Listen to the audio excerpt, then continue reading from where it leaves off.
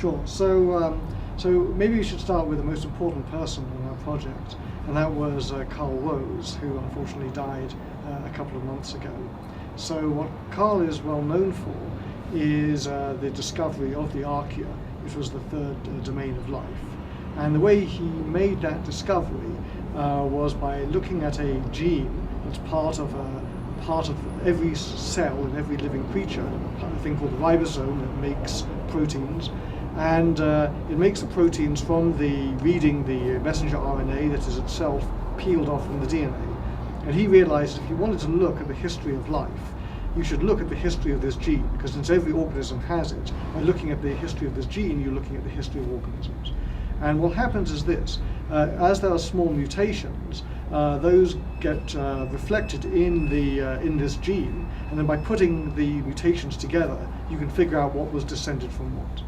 So he did that for the first time. It was 10 years worth of back-breaking work, working alone, working to his colleagues' derision, and very underappreciated. And what they discovered in 1977 was fantastic.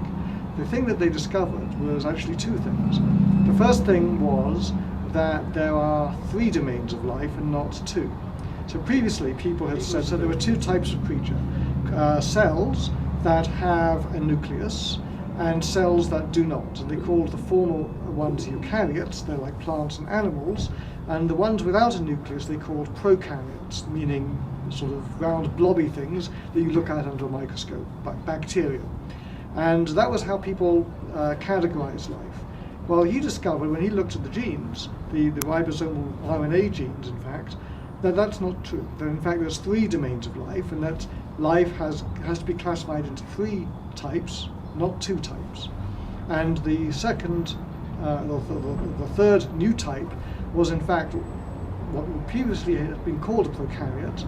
It still looked like a round blobby thing under a microscope, still looked like microbes, but they were as genetically different from bacteria as we are.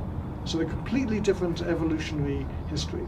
So those are the 3 domains of life, and now it took 20 years, but now that is generally accepted as the sort of evolutionary history of life on the planet and the basis of our current classification scheme. So that was a very hard-fought battle. So that's what everybody knows.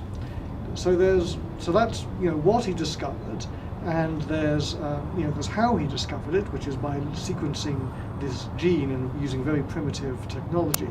And then there's the why he discovered it.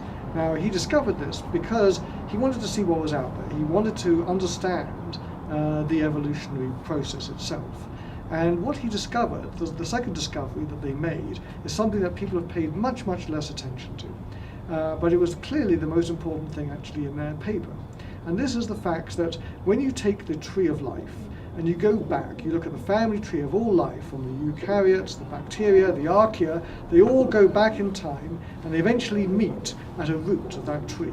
And that root is the organism from which all life on Earth, all current life on Earth, is descended. And that organism is called Luca. That's a name stands for the last universal common ancestor. That's Luca. And he and George Fox, they realized that this organism had to have been around about 3 billion years ago. In fact, probably as much as 3.8 billion years ago.